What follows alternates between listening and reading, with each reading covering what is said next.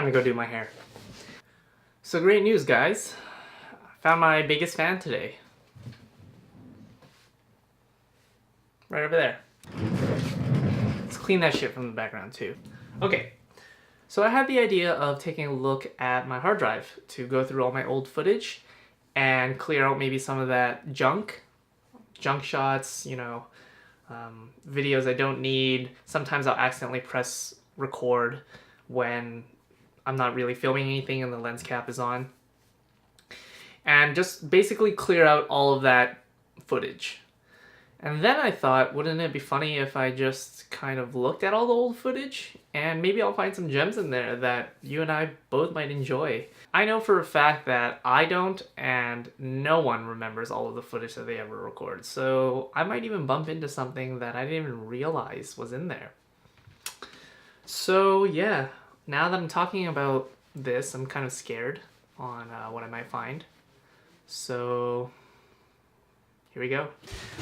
Alright, so the first thing I'm gonna do is I'm gonna clean up my fucking estate, because this place is disgusting right now. I've read tons of places. Healthy mind, a clean place, I don't know, something stupid like that. Basically, if you have, there's this theory that, called the broken windows theory. If you let something, Okay, I'm just gonna stop there for a second. So there's a bunch of footage from the first day, which I wouldn't call day one. It was actually day 0, where I keep talking about this actually. I bring it up quite often in my vlogs about how this specific day was when I felt the lowest of the low at my point in my life. Looking back on this, I was in a bad place. Anyways. And I need to be confident in the place that I live. I need to have an environment that I can live in if I'm gonna have an environment that I can thrive in. Damn, I can't believe it. Okay, so the idea of the broken windows theory is that if you let some small part of your life get into disorder or disrepair, then the rest of your life begins to follow suit. If you don't fight that decay, then that decay will spread to the rest of your life in every aspect. And so that's what I was going for here. I actually have a lot of footage of just me cleaning up my house. Usually when I'm falling asleep, I look at my phone, and I didn't this time. And it's kind of crazy how many thoughts you have when you're not distracted by some sort of mobile device or electronic or social media, any sort of thing like that. Okay, I'm just gonna stop there. If you sleep with your phone in your hand or in your bed, don't ever do it. Because even if you do stop, the habit is already there. So you're accustomed to looking at your phone in your bed and falling asleep. You won't be able to fall asleep unless you look at your phone. Tim, why can't I look at my phone before I go to bed? Your quality of sleep is greatly affected by how much time you spend looking at screens before you go to bed. The blue light actually tells your body that the sun is still out, so you don't produce as much melatonin, and that can affect your quality of sleep, or even affect your ability to fall asleep in the first place. So if you want good sleep, good rest, good energy, you're gonna have to go to bed without your phone. So what happened here was, one of the first nights I was going to bed without my phone, I was having a lot of trouble falling asleep. Because all those thoughts that I didn't hear before since I was looking at my phone, they all came rushing at me at once.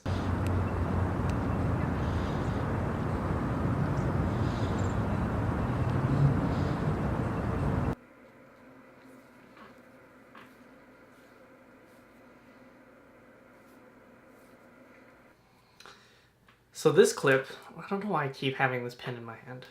So this clip was probably one of the first clips that I ever was proud of taking.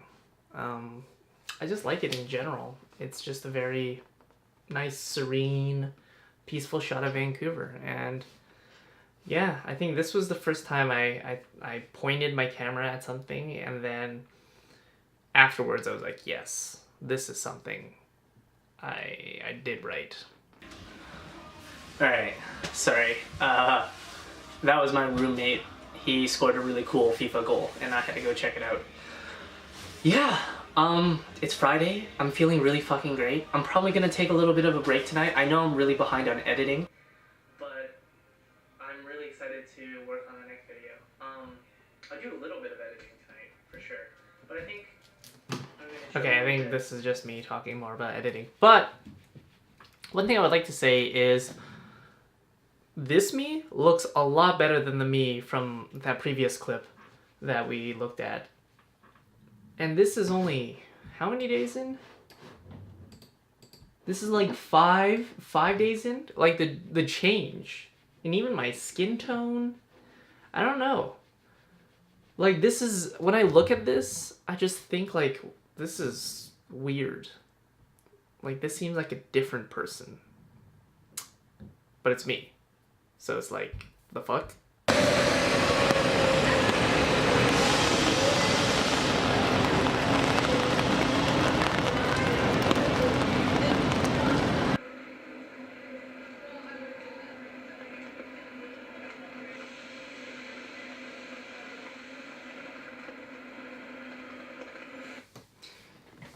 I know the shot is not in focus, but I just love the colors of this. You know, when you get shots like these, it's like Vancouver looks so beautiful. You see the lines, the reflections in the water. I believe it's fresh rain, so it's washing all the grease and oil off the ground, so you get more reflections than usual off the water. And it's just so nice. If Vancouver was always like this, you know? Oh, wait a second, it always does rain. So, Vancouver is always like this. So I think one thing that's happened to me is I've begun to appreciate more of Vancouver, because now that I realize you can see goodness in days where it's pouring and pissing, I don't know, your attitude kind of changes. Also, one thing I didn't have for this shot was the microphone that I have right now on top of my camera. And because this one picks all the sound up in front of the camera rather than around, in this clip you'll hear the pitter-patter of the rain hitting my umbrella instead of the pitter-patter of the rain around me. So that's one little detail that probably won't happen in the future. And one thing that I really wanted to capture was like the sound of droplets hitting things. I believe I have other clips of just water hitting water, but all you can hear is the umbrella with the raindrops on that. Yeah, sometimes you do need better hardware to increase the quality of your audio or video.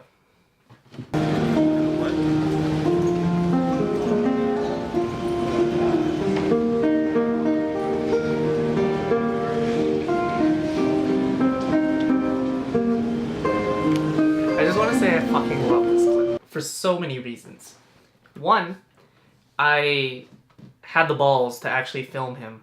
There was a previous scenario where there was a musician in the hallway that I wouldn't film for some reason. Like I kept telling myself, hey, you hear this good music? Maybe you should bring out your camera and point it at him.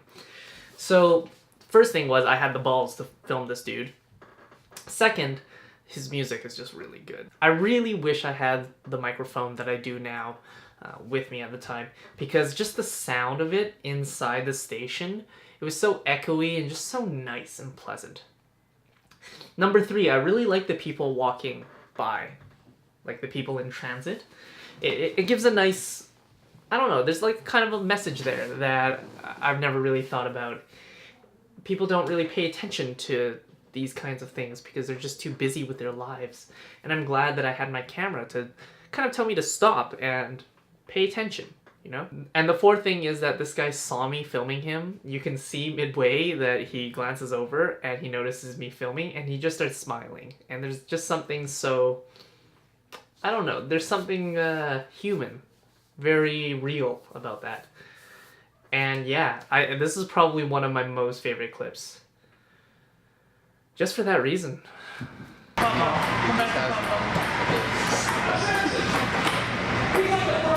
Hey, what the fuck was that? All past the screen to himself, still fucked it up.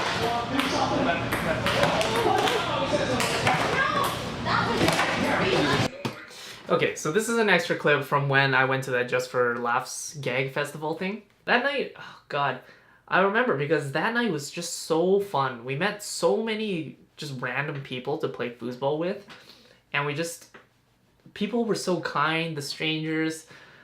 They had like free coffee, so they were handing out hot chocolate and lattes, and it was just a really great night in general. But specifically when we were playing foosball, we only had 3 people, and we needed 1 more for our team, so some random dude joined us, and I believe his name was Edison. So Edison, if you ever do watch this, thanks for playing foosball with us, and you're a cool dude. Yeah.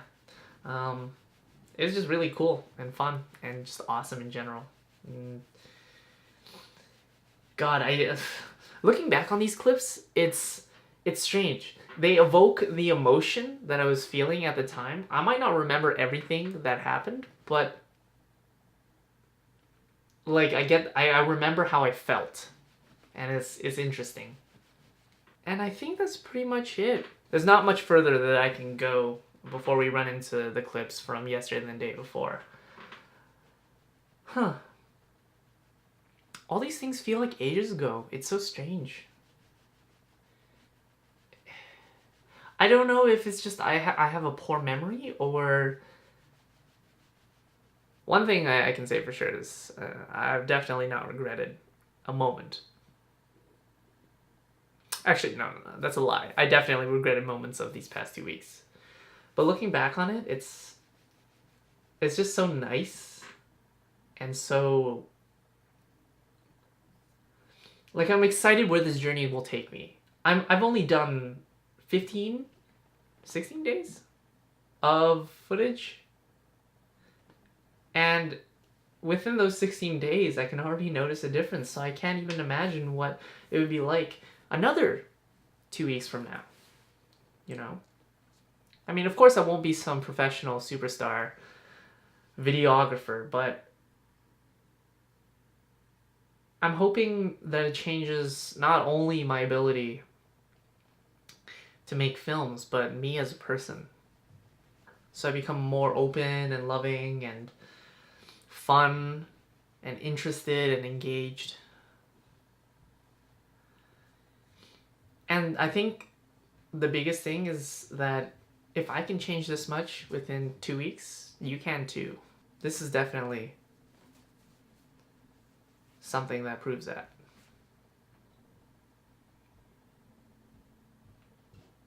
I'll see you guys tomorrow.